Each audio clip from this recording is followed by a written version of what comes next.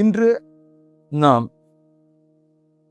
கவுடலுப்போ என்று சொல்லப்படுகிற மெக்சிகோ தேசத்தின் மரியன் திருத்தலத்தை பற்றி தியானிப்போம். 1531 ஆண்டு மெக்சிகோவில டப்பியோகோ மலைகளில் கோயிலுக்கு பயணித்துக் கொண்டிருக்கின்ற வழியில ஜுவான் டியாகோ என்று சொல்லப்படுகிற மகனுக்கு மாதா காட்சியளித்து, இந்த இடத்தில எனக்கு ஒரு ஆலயம் கட்ட வேண்டும் என்று கேட்ட பொழுது அவன் பயப்பட்டு நடுங்கி நின்றார். உடனே மறுபடியும் அம்மா பதிலளித்தார், நீ கலங்க வேண்டாம், மலையில் செல்லுங்கள், அந்த இடத்தில உனக்காக ரோஜா மலர்கள் இருக்கும், அந்த மலர்கள் உன்னுடைய மேலாடியில சுமந்து கொண்டு நீ ஆயரை போய் சந்திக்க வேண்டும். இந்த விஷயத்தை சொன்ன உடனே ஜுவான் டியோவுக்கு அதிகமான வியப்பு, அதிகமான பயம். என்னவென்றால் அது பனிக்காலம். பனி பொழிந்து கொண்டிருக்கிற காலகட்டத்தில மலை நிலங்களில எப்படி மலர் கிடைக்க முடியும் என்ற சந்தேகம் இருந்தாலும் அன்னையின் கட்டளை கிணங்க அவன் மலைக்கு சென்று பார்த்தார். அவனுக்கு நம்ப முடியல, தன்னோட கண்களை நம்ப முடியல. நிறைய மலர்கள் அந்த இடத்தில மலர்ந்து கொண்டிருந்தது. அந்த மலர்களே தன்னுடைய டெல்மா என்று சொன்னால் மேலாடையில அப்படியே சுமந்து பிஷப்புக்கு அருகே சென்றார். இந்த டெல்மை திறந்த உடனே இந்த டெல்மாவில் பதிந்திருந்த பரிசுத்த அன்னையின் திருவுருவத்தை பிஷப் பார்த்தார். அதனால் அந்த பிஷப் அன்னைக்காக அந்த இடத்தில ஒரு ஆலயத்தை கட்டி எழுப்பினார். கவுடலுப்போ மாதாவை பற்றி சிந்திக்கும் பொழுது அது சீக்கிரமாக முடிச்சிடலாம் என்ற எண்ணத்தோடு தான் நான் ஆரம்பிச்சேன். ஆனால் மகனே, அது சீக்கிரம் முடிக்க முடியாது. ஒரு 600 ஆண்டுகளுக்கு முன்னால பயணிக்க வேண்டிய ஒரு சூழ்நிலை இருக்கு. இந்த அன்னையின் வரலாற்றை பற்றி நாம் தியானிக்கும் பொழுது 1330 ஆண்டு இந்த ஆண்டில ஸ்பெயின் தேசத்தில ஒரு ஆலயம் அன்னையின் மகிமைக்காக கட்டி எழுப்பப்பட்டது. பிறகு ஒரு சில ஆண்டுகளுக்கு பிறகு இந்த ஆலயம் முஸ்லிம் படையெடுப்பினால இந்த ஆலயம் முற்றிலுமாக அழிக்கப்பட்டது.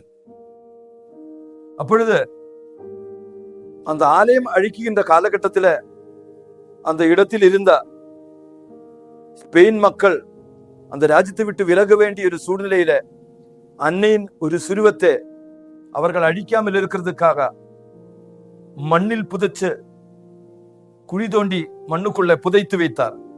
அவர்கள் ஸ்பெயின் தேசத்திலிருந்து நாடு கடத்தப்பட்டனர். 600 ஆண்டுகளுக்கு பிறகு, அதாவது ஒரு மெய்ப்பெண் ஆடுகளை வச்சு நடக்கும் பொழுது மெய்ப்பெண்ணுடைய ஆடு ஒண்ணு செத்துருச்சு. செத்துடனே இவன் அழுது புலம்பிக் கொண்டிருந்தார். அப்பொழுது ஒரு தாயானவள் அவனை சந்திக்க வந்தார். அழாதே, கலங்காதே, நான் உனக்கு துணை வருவேன் என்று செத்து போன மாடுக்கு உயிர் கொடுத்தார் பரிசுத்த மாதா. அவன் மகிழ்ச்சியில், ஆழமான மகிழ்ச்சியில் மூழ்கினார். அப்பொழுது தேவ அன்னை அவனிடம் ஒரு உதவியை கேட்டார். நான் உன்னிடம் ஒரு உதவியை கேட்கிறேன். அந்த மெய்ப்பெண் அன்னையிடம் தாராளமா கேளுங்கம்மா என்று பதிலுரைத்தார். அம்மா அவனை ஒரு பர்டிகுலர் இடத்துக்கு கூட்டிக் கொண்டு சென்றார். இந்த இடத்துல ஒரு சிலர் உதவியோடு நீ மண்ணு திறந்து பார்க்க வேண்டும், மண்ணெடுக்க வேண்டும். இந்த மண்ணெடுக்கும் பொழுது உனக்கு ஒரு பொருள் கிடைக்கும். ஒரு சிலரோடு சேர்ந்து இந்த மெய்ப்பெண் மண்ணு தோண்டி பார்த்த பொழுது பிளாக் மடோனா பரிசுத்த மாதாவின் சொருவத்தை 600 ஆண்டுகள் மண்ணுக்குள்ள புதைச்சு வச்ச அந்த சொருவம் அவனுக்கு கிடைச்சது. அப்ப மண் தோண்டி எடுத்த அந்த இடம் தான் கௌதுலுப்போ என்று சொல்லப்படுகிற இடம். அப்போ மெக்சிகோ தேசத்திலிருந்து எவ்வளவு கிலோமீட்டர் தொலைவில் இருக்கிற இடம் கௌதுலுப்போ என்ற இடம். ஏன் மெக்சிகோ தேசத்தில் இருக்கக்கூடிய இந்த அம்மாவுக்கு கௌதுலுப்போ என்ற பெயர் விழுந்ததற்கு காரணம் என்ன? டுவான் ஜியாவுக கிட்ட பரிசுத்த மாதா காட்சியளித்து கௌதலுப்பே என்று நஹ்வாலி மொழியில தான் கௌதலுப்போ என்று சொன்னார். குவாத் லாஸ் உப்பே என்று சொன்னால் பாம்பின் தலையை நசுக்கியவள். காத் லாஸ் உப்பே என்றால் பாம்பின் தலையை நசுக்கியவள். நஹ்வாலி மொழியில தான் பரிசுத்த மாதா அவனோடு பேசினார். அவனுடைய மொழி ஜுவான் டியாகோ என்ற மொழி, நஹ்வாலி மொழி. அதுல தான் பரிசுத்த மாதா இப்படி பேசினார். ஆனால் கௌதலுப்பே குவாஸ் லாஸ் உப்பே என்று ஜுவான் டியாகோ பிஷப் கிட்ட சொன்ன பொழுது பிஷப் என்ன தெரிஞ்சுக்கிட்டா? 600 ஆண்டுகளுக்கு முன்னால ஸ்பெயின் தேசத்துல குழி தோண்டி எடுத்தா பிளாக் மடோனா தான் அது என்று நினைச்சார். காரணம் அந்த இடத்துக்கு பேரு கௌதுலுப்போ. இவர் சொல்றது கௌதுலுப்போ. ரெண்டு பேரும் சொன்னது ரெண்டு காரியங்கள் தான். காரணம் அந்த காலகட்டத்தில 1521 ஆண்டுல ஸ்பெயின் தேசக்காரங்க மெக்சிகோ தேசக்காரங்களை தோற்கடிச்சு அந்த தேசத்தை கைப்பற்றி கொண்டனர். அப்ப அந்த தேசத்தில் இருக்கிறவங்க எல்லாம் அடிமைகளாக மாறினர். அப்பொழுது இந்த அடிமைகள் மீது அவ்வளோ அன்பு, அவ்வளோ பாசம் கிடையாது. வெறுப்பு, கோபம், கீழ்த்தரமாக அடிமைகளாக நடத்தினார்கள். அப்ப அதனால ரெண்டு பேரும் கிறிஸ்தவங்கத்தான். அவங்களுக்கு இடையில வெறுப்பு, கோபம், அன்பு இல்லாத சூழ்நிலையில ரெண்டு பேரையும் ஒன்றுபடுத்துவதற்காக பரிசுத்த மாதா வேணும்னே ஒரு கன்ஃபியூஷன் அவர்களுக்குடையில ஏற்படுத்தியது. அது என்னத்திற்காக? நீங்கள் ஸ்பெயின் தேசக்காரர்களாக இருந்தாலும் மெக்சிகோ தேசக்காரர்களாக இருந்தாலும் எனக்கு சொந்த மக்கள்.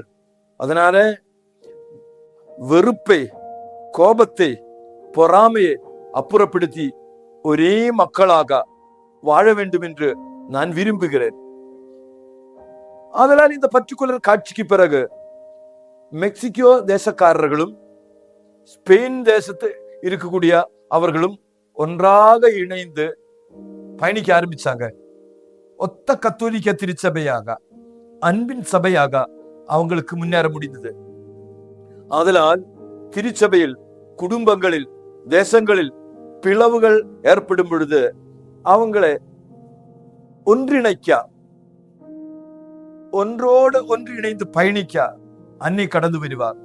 அர்ப்பணிப்போம் அன்னையின் கரங்கள் கும்பிட்டு கண்களை மூடி ஜெபிப்போம்.